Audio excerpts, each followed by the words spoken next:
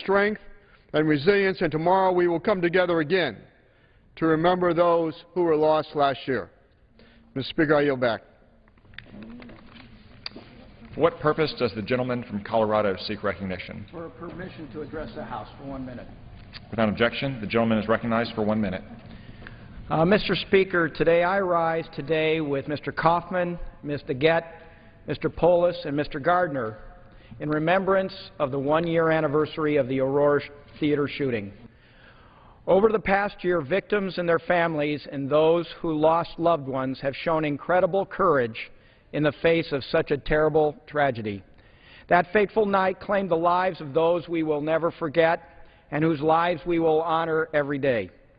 This tragedy has not and will not define the city of Aurora or the Denver area or Colorado.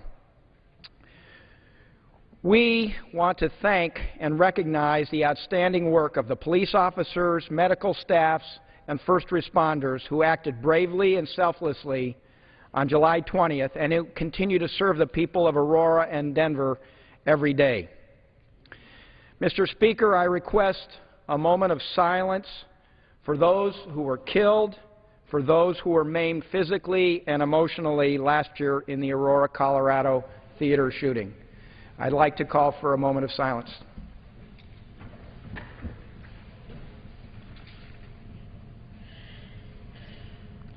Thank you, Mr. Speaker. We yield back.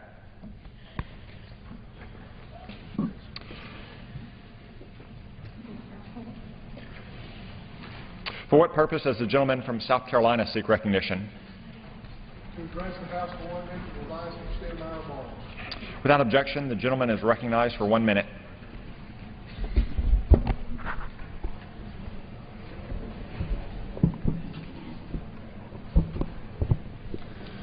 Mr. Speaker, Democratic Senator Max Baucus was dead on when he called the President's health care law a train wreck. Its effects are becoming clear and undeniable. It is stifling economic growth and job creation. Premiums are skyrocketing, and record numbers of employers are delaying hiring or hiring part-time to avoid the employer mandate.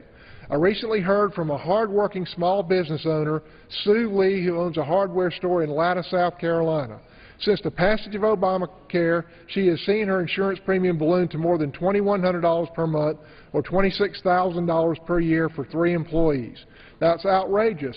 How can we expect our small businesses to grow and expand when they are forced to comply with more and more burdensome federal regulation? I'm so glad we have the federal government to dictate to we helpless citizens which coverages we need. We can't be trusted to make that choice ourselves. How can we expect our small businesses to hire when they can't afford to buy maternity coverage on every employee regardless of their age, mental health coverage on every employee, and substance abuse coverage on every employee as mandated by this ill-conceived and poorly drafted law? The American economy would have already recovered if we could get the federal big brother out of the way. I'm glad we delayed the employer and individual mandates, but the only way to relieve this law's enormous drag on our economy and get hard-working Americans back to work is full repeal. Thank you, Mr. Speaker. For what purpose does the gentlewoman from California seek recognition? Without objection, the gentlewoman is recognized for 1 minute. Thank you, Mr. Speaker. I rise today in support of the uniformed and civilian employees at the Navy Space and Naval Warfare Systems Command, or SPAWAR, and their successful launch of the second Mobile User Objective System satellite, MUOS-2.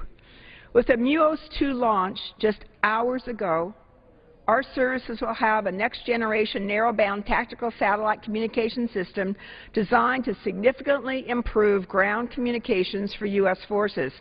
This achievement comes at a time when most DoD civilians, including those who worked on this project, are being forced to take a pay cut because Congress cannot fix sequestration. It would be natural for our federal workers to listen to the debate in Washington about the budget and feel that their work is not valued. Mr. Speaker, I value our federal workers, and MUOS-2 is only the latest example of the important role they play even in these troubling times. Thank you, Mr. Speaker. What purpose does the gentleman from Texas seek recognition? Ask unanimous consent to address the House for 1 minute to revise and extend my remarks. Without objection, the gentleman is recognized for 1 minute. Mr. Speaker, a few minutes ago I sent out an email. I tweeted it about an hour ago and posted on Facebook this morning. We have a world of instant, unlimited email storage, high-speed broadband, social media, and cloud computing. However, after 180 days, government agencies can snoop through everything I just mentioned. How in the cloud is this possible? Because current law allows spying government to seize without warrant or probable cause emails over 180 days old. Big government can demand a private company turn over a citizen's information without their consent, without their knowledge, or telling citizens later the emails have even been seized. This is a violation of the Fourth Amendment. That's why Representative Zoe Lofgren and I have introduced bipartisan legislation to protect citizens' right of privacy against government. Our legislation will update the Electronic Communications Privacy Act. Government can't seize and snoop through your mail. It shouldn't be able to seize and snoop through your emails without warrant or probable cause. And that's just the way it is. What purpose does the gentleman from Utah seek recognition?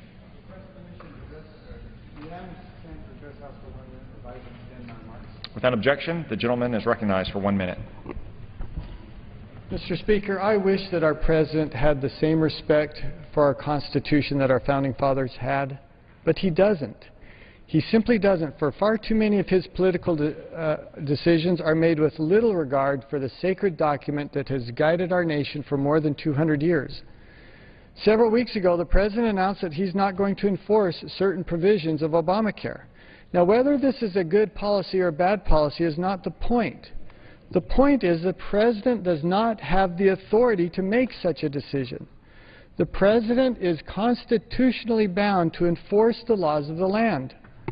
How would my Democratic friends feel if Mitt Romney had been elected and his first day in office he had decided that he was going to pick and choose which parts of Obamacare he was going to enforce?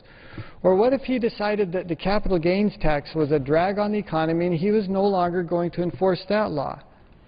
The President's willingness to pick and choose which laws he will enforce is dangerous and demeaning to our democracy.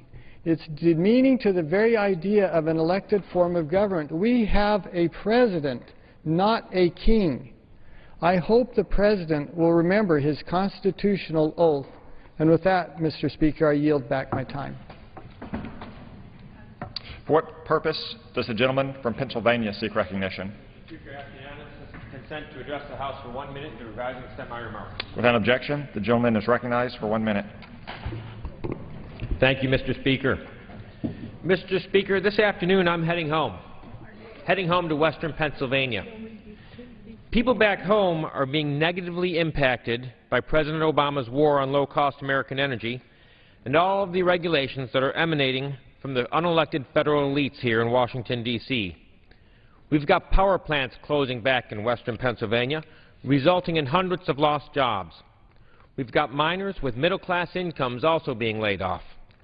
We've got truckers and shippers' jobs also being threatened. President Obama's anti-energy agenda hurts all of those folks in western Pennsylvania and around the nation.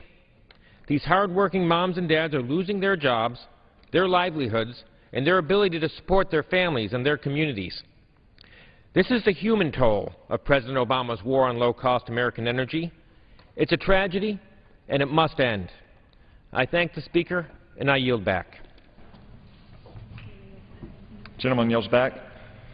The Chair lays before the House the following personal request. Leave of absence requested for Mr. Horsford of Nevada for today. Without objection, the request is granted.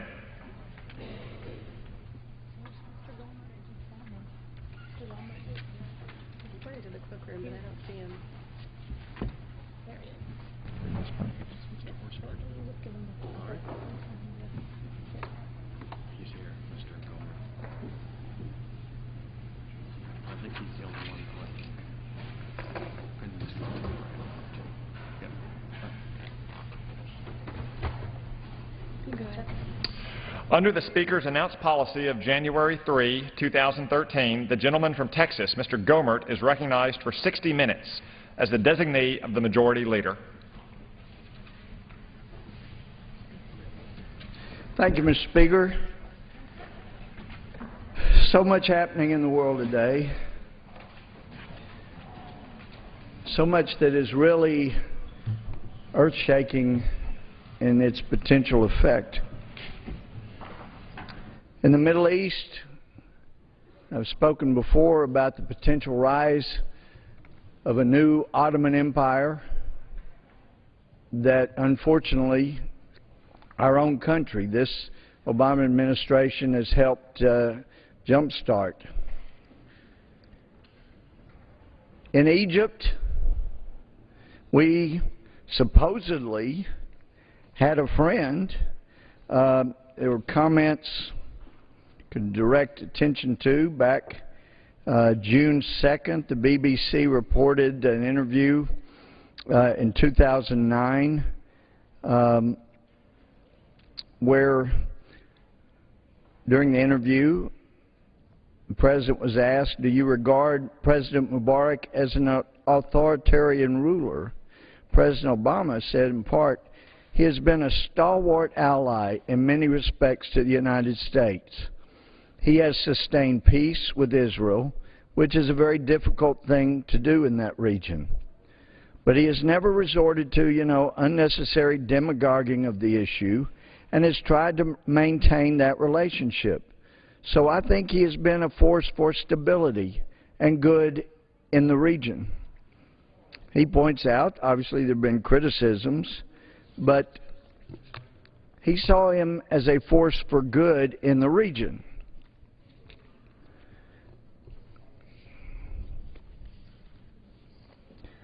That's rather amazing when you look at what happened.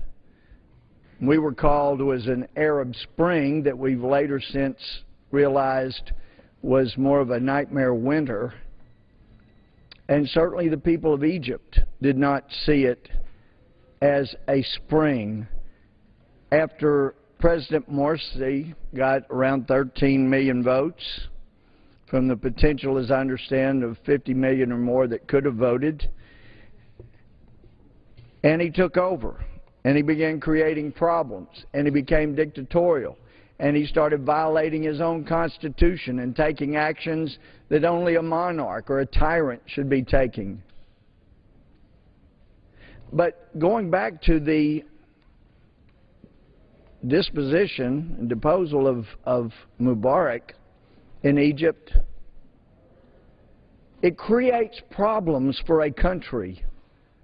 When their leader on one occasion says, as the President did, he's been a stalwart ally in many respects to the United States. He has sustained peace with Israel, which is a very difficult thing to do in the region. And he has never resorted to, unnecessary demagoguing of the issue and has tried to maintain their relationship.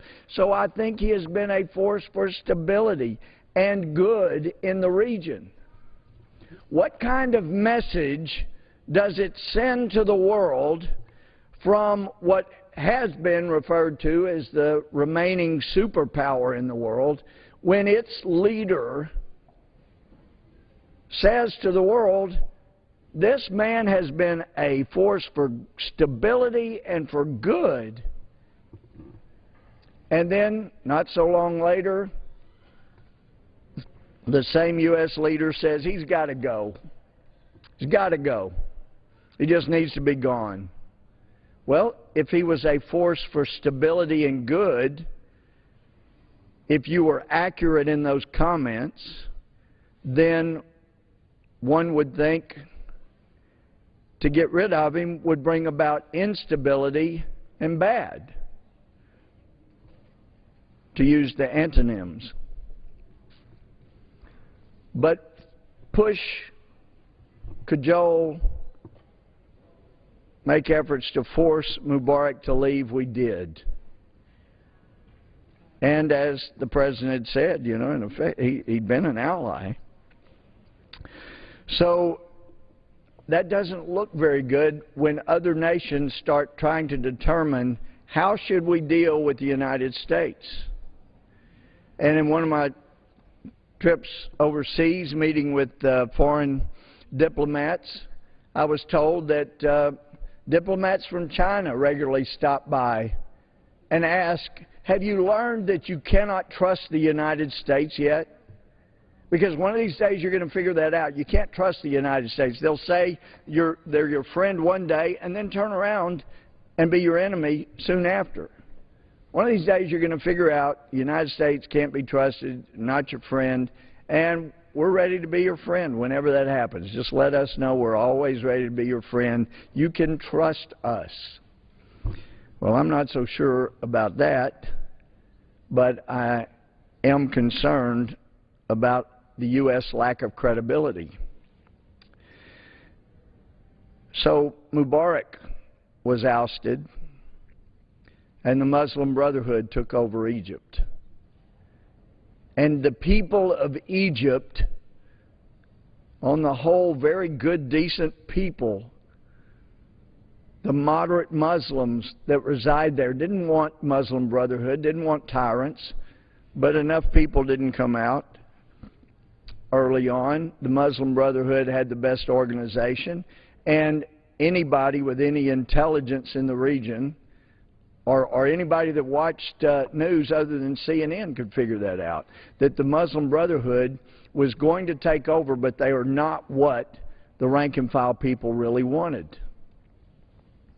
And that became clear when the rank-and-file people saw Morsi, a Muslim Brotherhood member who actually technically said he was withdrawing since he was leader of Egypt, but his comments so disparaging and slanderous of Israelis and Jews, and certainly uncomplimentary of Americans, did not make him someone that the United States should have endorsed so wholeheartedly. And in Libya, though Secretary Gates, Secretary of Defense, said, we have no national security interest in Libya at all, we had a president that decided unilaterally, at least unilaterally in this country, he did have the support of the 57 states that comprise the Organization of Islamic Council. He had the support of some of the NATO countries that got a lot of oil from Libya. He went in unilaterally when it certainly did not appear there was any will of the majority of Congress to use American assets, military assets, to take out Gaddafi. Now, make no mistake about it, Gaddafi was a man who had blood on his hands. There's no question. Gaddafi was a man who had been engaged and supported terrorism. But interestingly, after 2003, when the United States under President Bush went into Iraq, because both Democrats and Republicans, most of them, believed he was a threat, and according to the CIA notes, some guy named Joseph Wilson also believed that they were trying to get uranium, and even though there have been reports of yellowcake uranium having been taken out of Iraq, President Bush went into Iraq, and in record time, Saddam Hussein, his defense became the mother of all weak defenses, and he was ousted. And all of a sudden, Gaddafi in Libya went from a man who had been supporting terrorism to a man who was afraid of the United States and all of a sudden wanted to be our dear friends. There was a document that was made public that says the United States rescinded Libya's designation as a state sponsor of terrorism in June of 2006. Libya renounced terrorism and weapons of mass destruction in 2003 and has continued to cooperate with the United States and the international community to combat terrorism and terrorist financing. On July 20th, Malian President Amadou Toumani Touré confirmed to the Malian press that Libya, Algeria, and Mali plan to coordinate military and intelligence efforts to fight security threats linked to al-Qaeda in the lands of the Islamic Maghreb and the Saharan region. So interesting, you know, Gaddafi had a true conversion experience when he became afraid that the United States might invade him next because of his support for terrorism, and he actually and legitimately did become an ally in the war against terror. And in fact, when we look at things that the U.S. did, this is from the Washington Post, certainly not one of my biggest fans, but July the 9th, 2009, they reported that Libyan leader Muammar Gaddafi, who former President Ronald Reagan once denounced as a mad dog, supped on pasta just 2 seats away from President Obama at the Group of 8 summit today, and even secured a handshake with the U.S. President, and talked about Gaddafi attending the summit. And it said, as Obama was shaking hands with Gaddafi, there were families of Pan Am 103 victims gathered at the British Embassy in Washington. It goes on because they still were concerned about the blood he'd had on his hands. So that was rather interesting, that all of a sudden this was a man we could shake hands with, be friends with, work deals with, and of course, you know, Senator McCain was one of those who had gone over and felt like there was an opportunity to be friends.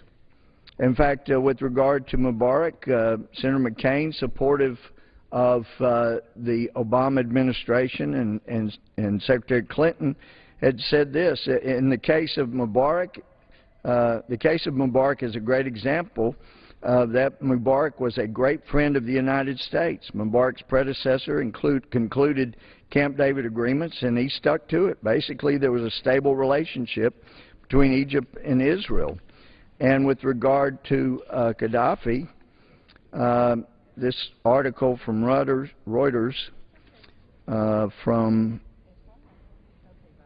August 14th of 2009, Senator McCain and the delegation with him expressed their deep happiness to meet the leader, talking about Gaddafi, and praised him for his wisdom and strategic vision to tackle issues of concern to the world in his efforts to sustain peace and stability in Africa. And so there were bipartisan feelings when the Obama administration started that, Mubarak was an ally, Gaddafi had become an ally, somebody could be trusted, and all of these things, you know, they're easy to find on the Internet, just a Bing search away from finding these things. So the world watches this, and they look for consistency.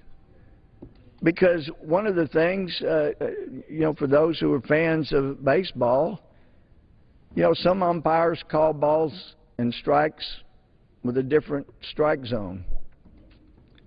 But having been an umpire and having played baseball, you know, you can live with somebody that calls a ball just off the outside corner as a strike as long as he's always consistent. So you know, you can trust this umpire. He's skewed a little bit, but he's consistent, so you can always trust him. Consistency is critically important in the area of foreign affairs. And yet we don't seem to have been very consistent when we used our military resources to help oust Muammar Gaddafi after he had had a conversion experience and was doing what he could to help us fight terrorism outside of Israel. Some referred to him as the best friend we had in getting inside information on terrorism to help us combat it. And there was the sense here in Congress we had no business getting involved in Libya. and especially as the reports emerged that al-Qaeda was backing rebels, and we didn't know how extensive that al-Qaeda involvement was, but we knew it was there. We knew there were radical Islamists that were trying to drive Gaddafi out, and this administration did not pause long enough to get an answer to the question, if we drive Gaddafi out, will we be more safe in America or less safe? Because despite this desire to please the Organization of Islamic Council and others in NATO, the number one obligation of this Congress and this President is to provide for the common defense of the people in this country. We took an oath to support this country under this Constitution against all enemies, foreign and domestic.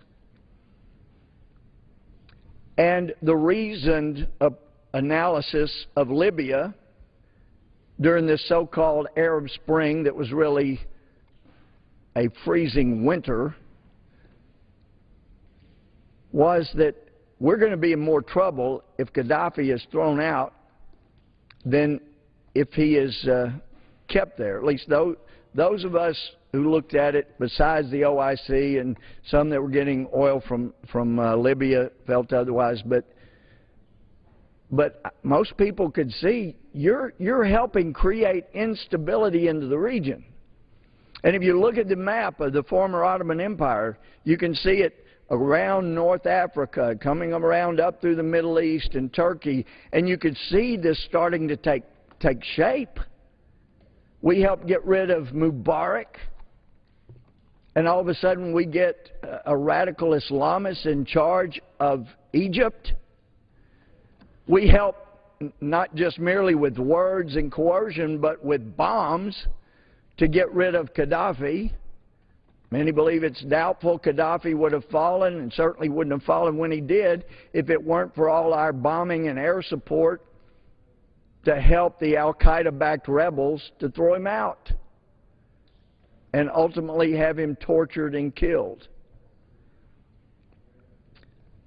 So where was the reasoning about how much this would help America to allow radical Islamists to take Egypt and Libya, and then coming on around as things fomented in Syria? It looked like initially these were not al-Qaeda-backed rebels in Syria, and perhaps, as some believe, if we had acted quickly enough, if we had someone that wouldn't vote present, if we had acted quickly enough, maybe we could have supported rebels who were not al-Qaeda rebels, not radical Islamist rebels. But as it's degenerated in Syria now, and even as recent as this week, people are admitting that, it looks like Assad really is more in control now. It's degenerated to the point where our national security interest is not to get into the middle of that fight. You have a tyrant of a leader on one hand, and you've got radical Islamists, most of whom would like to destroy the United States as well, who are challenging him. Where in the world is the interest in spilling American blood or treasure in getting into Syria? And with regard to Syria, I mean, we can look at comments that this administration had about Assad. CNSnews.com reported March 28th of 2011, Secretary of State Hillary Clinton on Sunday drew a contrast between Syrian President Bashar Assad and his late father and predecessor, and said U.S. lawmakers who recently have visited Damascus regarded him as a, quote, reformer, unquote. She made this startling comment while explaining why the United States will not intervene on behalf of Syrian civilians revolting against the regime as it has done in the case of Libya. President Assad has been very generous with me in terms of the discussions we have had.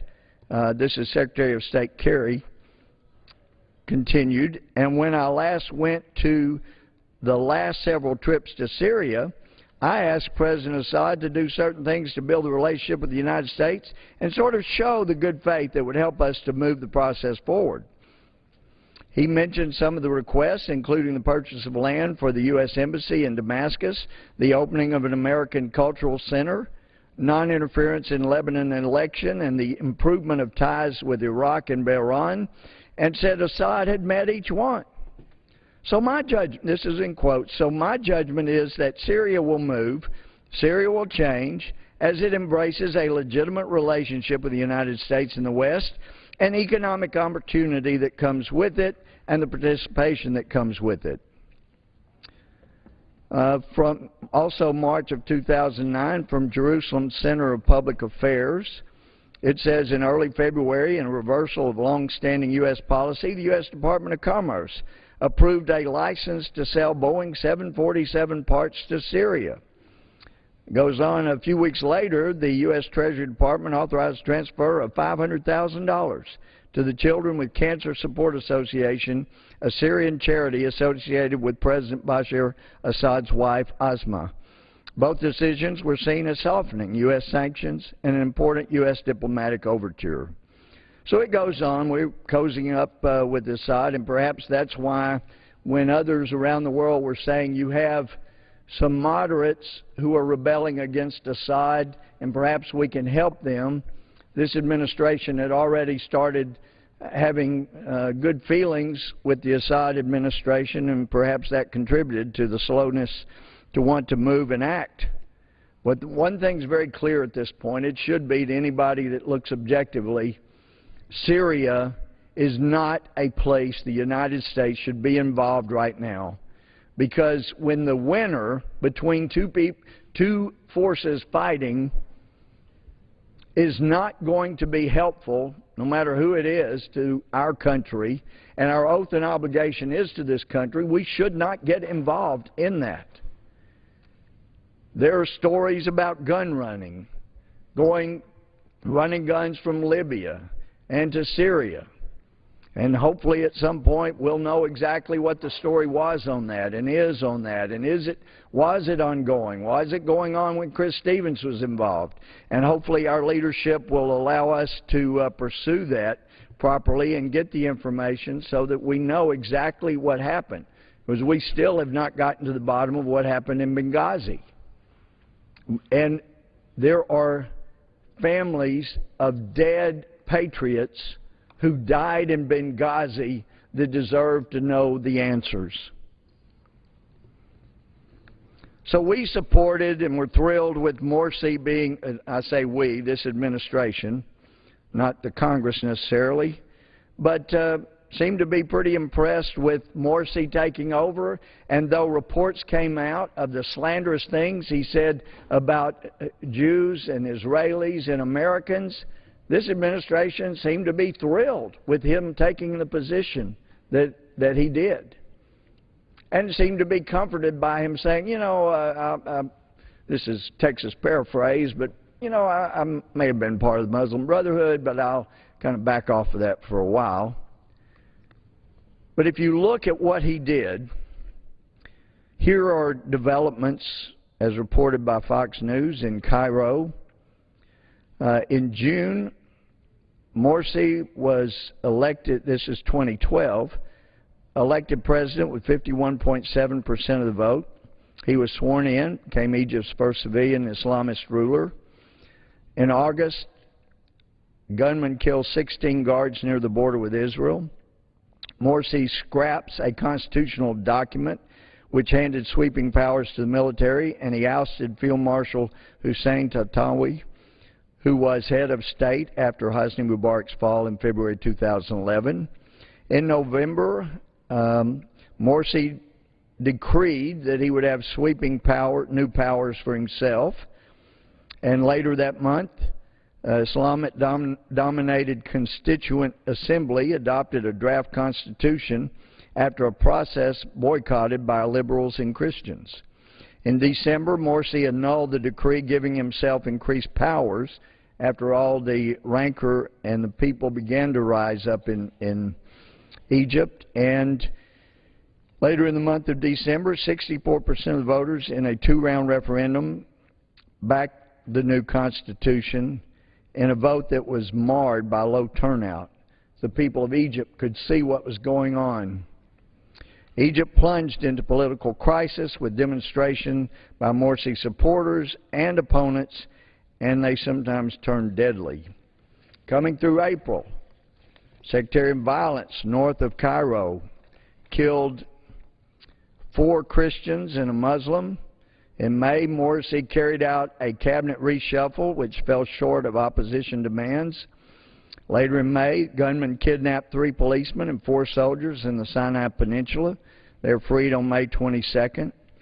In June, Egypt's highest court invalidated the Islamic-dominated Senate, which assumed a legislative role when Parliament was dissolved, and a panel that drafted the Constitution. The presidency says the Senate will maintain its powers until a new lower house was elected. Then later in June, Egyptian and foreign non-government official employees given jail sentences ranging from 1 to 5 years from working illegally, causing international outrage. And we know there were some good people that were jailed for nothing except trying to help people. June 15, Morsi announced a definitive severing of relationship with war-torn Syria. June 21st, tens of thousands of Islamists gather ahead of a planned opposition protest. On the 23rd, Defense Minister Abdel Fattah al-Sisi warns the Army will intervene if violence erupts. The 28th, the U.S. said non-essential embassy staff can leave after an American is killed during protests. 29th, U.S. President Barack Obama urges Morsi to be more constructive as the death toll rises. Tamarad Rebellion campaign, which called rallies for June 30th, said more than 22 million had signed a petition demanding Morsi's resignation and a snap election. The reports that the largest demonstration may have reached 33 million. There's never been a demonstration in the entire world of as many as 20 million people. But the people of Egypt rose up. They recognized that radical Islamists in charge of their country were not a good thing, even though the leaders of our country in the executive branch could not see the obvious. Having talked to Egyptians who were furious with CNN, because most of them don't get Fox News, and so they're relegated to CNN, they're furious at how CNN seemed to take the side of the Muslim Brotherhood over and over. And they related the CNN was basically a part of the Muslim Brotherhood, at least conveyed to me. There were people very upset. Why are they not more objective? And I tried to explain to them, look, you have to understand, CNN has gotten such low ratings at times the last couple of years. Sometimes we got more people watching C-SPAN. They're that bored than watching CNN, even though we're not part of the Nielsen ratings with the coverage here in the House.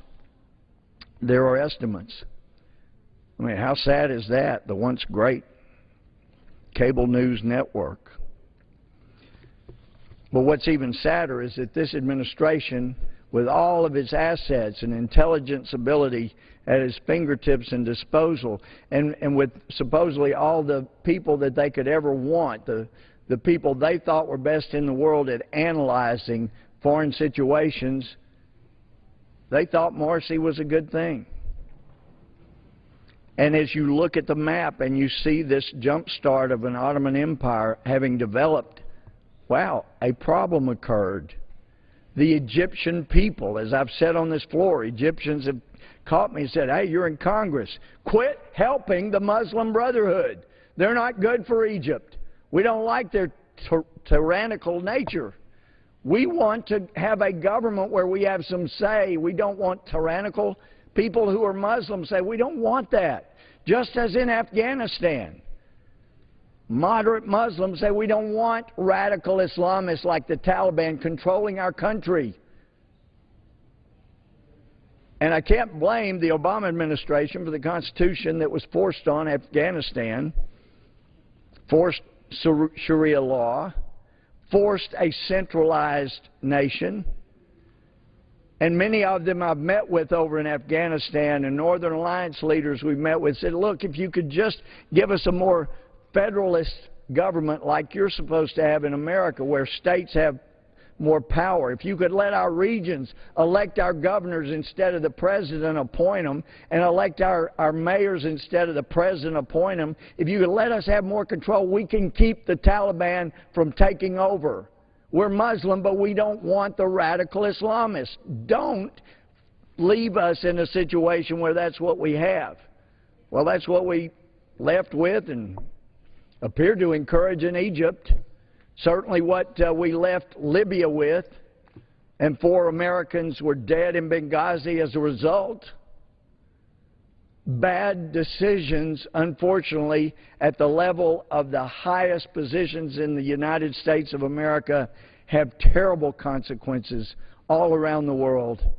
And as I've mentioned, an elderly African from West Africa who told me before I left a couple of years ago, we were so excited when you elected a black president in America. But we've seen America appears to be growing weaker and weaker, and you're not taking the strong stance you used to. And we're concerned because if America does not stay strong, we will suffer around the world, those of us that count on you to stand for freedom and what's right. Please don't get any weaker. And there are people around the world pleading that. And they don't even ask us to be the world's policemen. They just ask us to stand strong so that if needed, to stop an outright injustice that could threaten the world, including us, we can step in. But unfortunately, in the Middle East, nobody fears the United States. Nobody is threatened by the United States. They see us as a paper tiger. It's been amazing, though. And many in America, if you just watch certain cable news networks, and even Fox, I don't think has done quite an adequate job of really capturing what's been going on in Egypt. This is, for the whole history of mankind, we're talking about a major, incredible, earth-shaking revolution that has gone on in Egypt. These are people, moderate Muslims, combining with Coptic Christians, coupling themselves with liberal secularists who don't want radical Islam running Egypt. So this grand scheme of building a great caliphate, a new Ottoman Empire, whatever you want to call it, ran into a huge problem when these incredible freedom-desiring Egyptians rose up in greater numbers than has ever arisen anywhere in the world in the whole history of mankind. This is incredible. Incredible. And people need to recognize and need to be encouraged not by the Arab winter that was originally called an Arab Spring, but by the true spring that is now happening in Egypt as moderate Muslims and Coptic Christians and caring secularists have arisen together and said no to radical Islam. We want freedom. We want a say in our government. And having visited with a friend who has been over there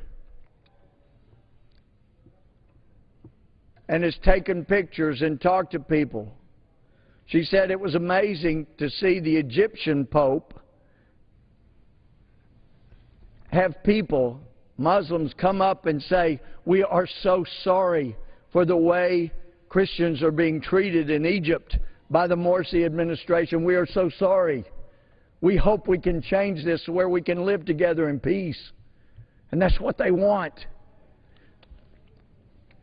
20, 30 million people coming out in protest?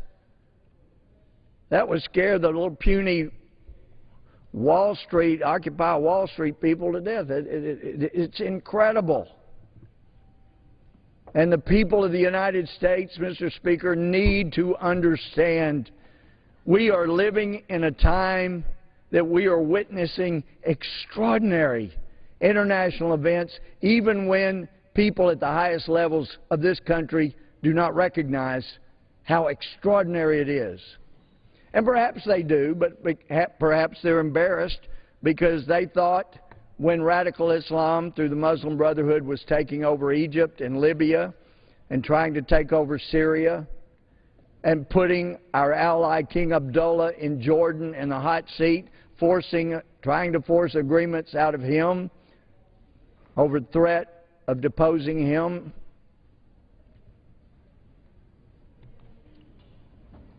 People over in the Middle East get it. People in Russia and China, leaders there, they get it. This is a big deal. But perhaps our administration has been embarrassed by not recognizing the real truth of what was going on. So I thought it would be helpful to just look at some of the photographs just recently taken during these demonstrations to get more of a feeling of where the Egyptian people in this most extraordinary of revolutions is taking place. And it's important to note that you can talk to people in Egypt that say, look, we want to be friends with the United States. We like the United States. But we cannot stand the fact that your government, we believe, really helped force us into having a Muslim Brotherhood, a radical Islamist, in charge of our country. We didn't want it. You forced the elections on us before we were ready. Some would say, well, they chose their own elections. We were helping. We could have delayed them until more people had time to participate. But all of the information that I was hearing here on the Hill that was non-classified indicated that if elections occurred when they did, the Muslim Brotherhood would win. They were the most organized. And if they could be delayed to a time where the people themselves had a chance to organize and be heard, that there really would be a good turn in Egypt. But this administration did not help, did not delay the elections long enough to allow the true Egyptian people to be heard. And as a result, no matter how unfair it may be or how fair it may be, the Egyptian people, millions and millions of them, have a terrible perception of the leadership of the United States. They make clear they like America, they like the United States, but the leadership currently did them great harm. And we know that when the president was elected, as he went around and spoke in the Middle East, some said that this was going to really increase the love and affection between the United States and majority Muslim countries. And the polling data seems to say just the opposite, that our country, because of the leadership of this administration, is respected and admired far less than it ever was, even under the Bush administration, because at least under the Bush administration, they knew that Bush would be consistent whether they liked him or not. So I think it would be helpful to look at some of these pictures.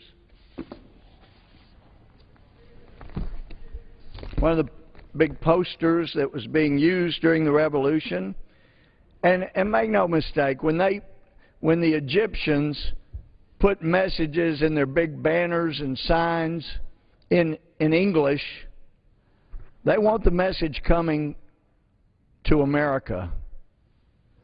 The message these Egyptians had, Egyptians spoke. Al-Sisi listened. We, the people, have spoken. And so they're appreciating the military leader that after 20, 30 plus million Egyptians arose that dwarfed the small number of votes that Morsi got in the early election. The people of Egypt spoke. This was a revolution, an uprising by the people. And the military heard and witnessed the people rising up And it answered and said, okay, Morsi goes. Because they recognized, as did the vast people across Egypt, that he had violated the Constitution. He had become a tyrant. He had become a dictator, and he had to go. And our administration here was slow to recognize. And it's very sad, because we do have a very intelligent president in the United States, yet the image they have in Egypt is that he sided with the wrong people, that the masses in Egypt did not want. So on this same poster where they're praising the leader of the military in Egypt for listening to the majority of adults in Egypt and doing the right thing for democracy, they have a red X through our great president's face. Terribly unfortunate. It does not actually do what this president and most of us in this country hoped. Well, at least majority Muslim nations will look on us more favorably. And this is what we're seeing. If I can get help. Yeah, go ahead and stay close and turn those around because it gets awkward. There we go. Thanks. Another poster here. During the massive protests, from what I was told by people that were there, they got really upset as CNN kept saying this is a coup, trying to diminish the importance of what was happening with 20, 30 million Egyptians rising up. So obviously they mean this for United States consumption, but these are things that massive numbers of people in Egypt were supportive of. It's a revolution, not a military coup. 33 million Egyptians protesting peacefully against Morsi the tyrant, terrorist, who was supported by USA. They want to make sure that we understand this is the real people of Egypt rising up, and we need to be supportive of that.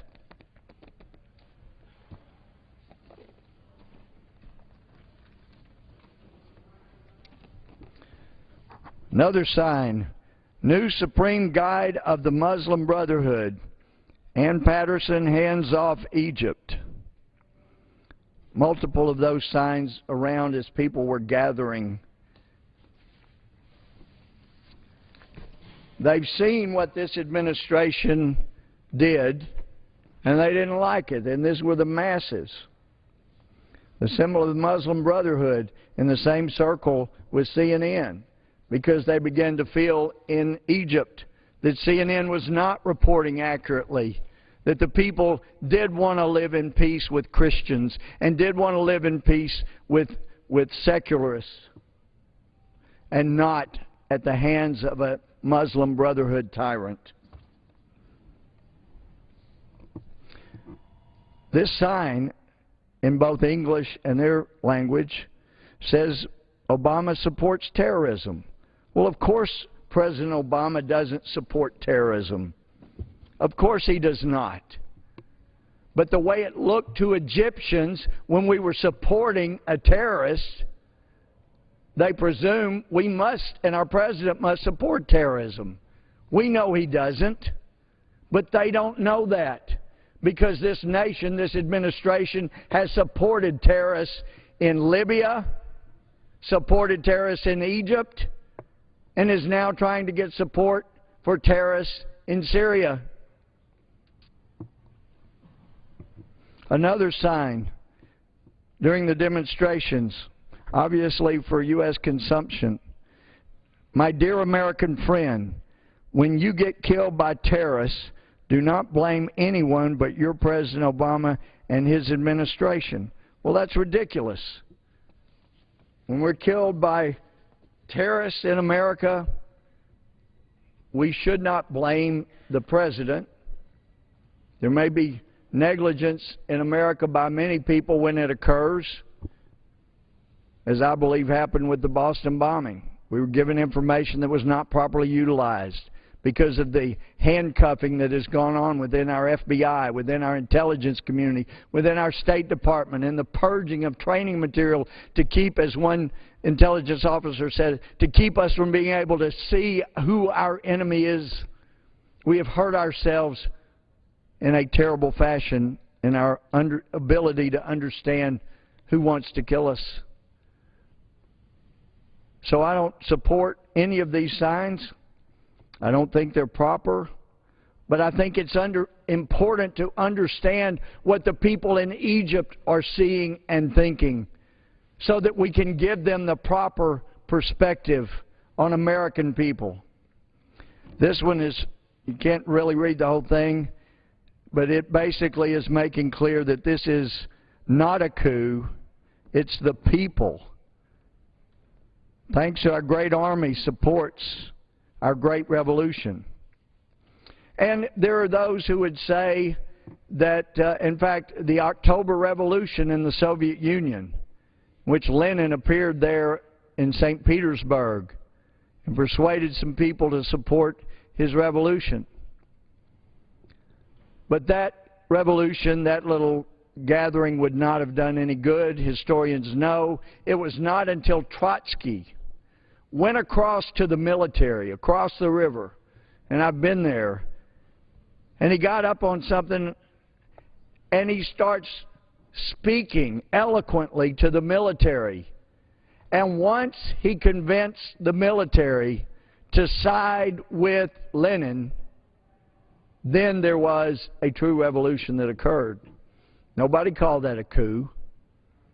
It was a small handful of people around Lenin rising up, but they convinced the military to support the October Revolution. And as a result, there was a revolution, and not just a tiny little uprising, which it would have otherwise been without Trotsky's eloquence. So that's why it's important to understand, when 33 million in Egypt rise up, this is not an in-house coup. This is the masses of a great country rising up to say, we yearn to be free, and we don't want a radical Islamist controlling our country. And it's important for people in the United States to understand this is where we are. And 33 million people, the vast majority of the adult voters in that country, want to make clear we want to live in peace with Christians, secularists. And those are the people we can hold accountable and trust more that they will do the right thing. Because the support for the persecution and Christians around the world, the persecution and the killing of Christians, the torturing of Christians around the world is growing like never before. And this great nation that arose based on Judeo-Christian ethics stands idly by as the last public Christian church in Afghanistan closed, as the last Jew, publicly admitting Jew, leaves. I mean, that's when Afghanistan still had vast American presence. And even today we could still turn the tide if we chose to. But we are not, and there may be an accountability issue someday with the judge of all judges. Because as John Quincy Adams argued right down here below us in the old Supreme Court chamber downstairs, in the Amistad case, as he stood there representing Africans who were free Africans, but then they were wearing chains and they were said to be slaves because they had been captured by other Africans and sold and brought to the Caribbean, and then the Caribbean put on the ship, the Spanish ship, the Amistad, and then they land in America by mistake, and the Africans wanted to be free, and the Spanish said, no, they're our property. And ultimately, the Supreme Court downstairs, the last part, you can find it online, Mr. Speaker, the last part of John Quincy Adams' oral argument, is literally frightened because he knew if he had not done an adequate job to argue his case that those Africans would wear chains for the rest of their lives, and their children would, but possibly their children, if he did not do an adequate job in representing them. And he didn't feel good about the first 2 days of his argument. So he finishes by pointing out, he asks his question, where's Chief Justice Marshall? And he ran through the names of every justice that had been on the court and was dead. And one of the justices of that 9-justice court had died during oral arguments one night. It was not during the arguments themselves, but during the course of the arguments. So they were down last. He asked where he was. He asked where the Solicitor General was that had last argued a case against him in the early 1820s. And he ends up pointing out, in essence, they've all gone to meet their judge. And the biggest question about their lives is, did they hear, "Well done, good and faithful servant"? John Quincy Adams won the case, and those Africans left as free as they should have been. But some of us have a fear that if we do not do more to support truth and justice and the American ideals that this country was founded on, there will come a day of judgment, and but for grace, it would be a horrible thing. But we still have an obligation to do the best we can to meet our sworn obligations and to let people like this in Egypt know that we want to stand with free nations and be friends of free nations. Here's another big banner that was there during the Egyptian protest. Egypt will remain a civil state. Live, freedom, social justice. And then, with an American in the picture, the caption says, "We know what you did last summer." They've gotten the wrong impression of the people of America, and it's up to the Americans to demand our leadership give the people of Egypt the proper impression that we do care about freedom-loving people. Here's another one. It's hard to read, but Obama and Patterson support terrorism in Egypt. Well, we know that's not true, but there are masses over there that believe that. We've got to correct that. And the way you do that is supporting people that really do want to be free. And another picture that just came from Egypt was told the Egyptians said they love America, but they don't trust our leadership. We have an obligation. Our obligation is to the United States of America. In this Congress, our obligation is to our oath, to fulfill our oath. And those of us who are Christians, to whom oaths mean so much more,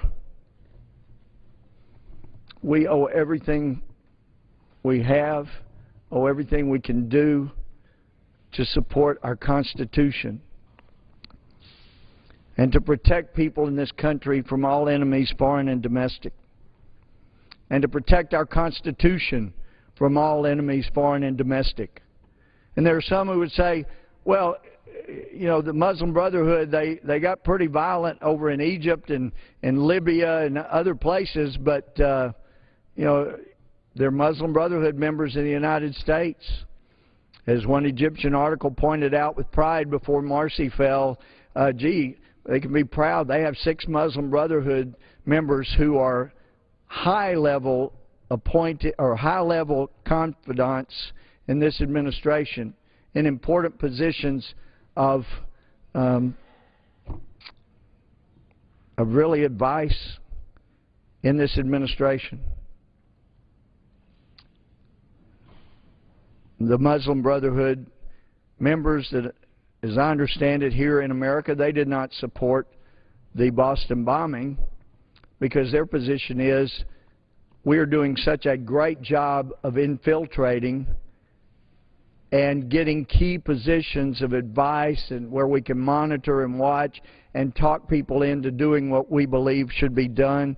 We don't want to stir up violence in the U.S. now, but maybe at some point it'll be necessary. But right now we're doing so well helping infiltrate the government and take over that we don't want violence right now. It may wake up the American people.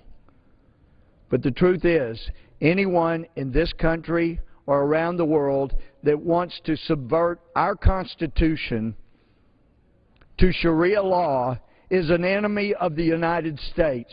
Whether they live here domestically or they live abroad, if their allegiance is to subvert the U.S. Constitution to Sharia law, they are our enemy.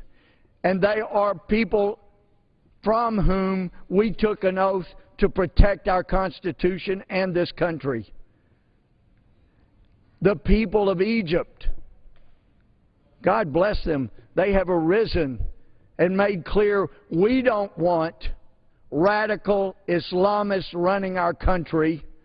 We don't want to see Christians persecuted and killed and tortured as has been going on. Those are the kind of people this nation should befriend and not try to rush in and shore up those who would persecute, torture, and kill Christians and Jews and secularists that just want to be free. Mr. Speaker, we have an awesome obligation. We have an obligation to the people of the United States of America to get things right around the world so we do not put Americans at risk.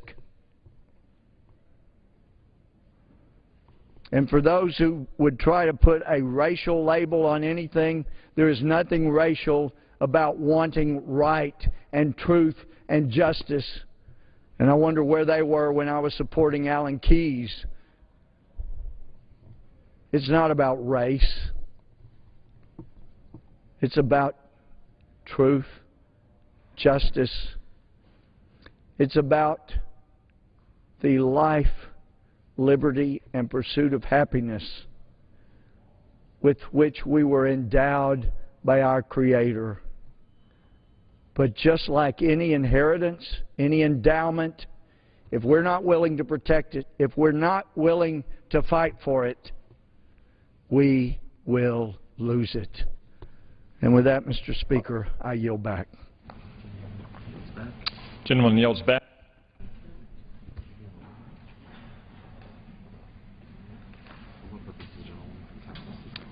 For what purpose does the gentlewoman from Texas seek recognition? Without objection. Let me thank the gentleman. Let me thank the gentleman from Virginia.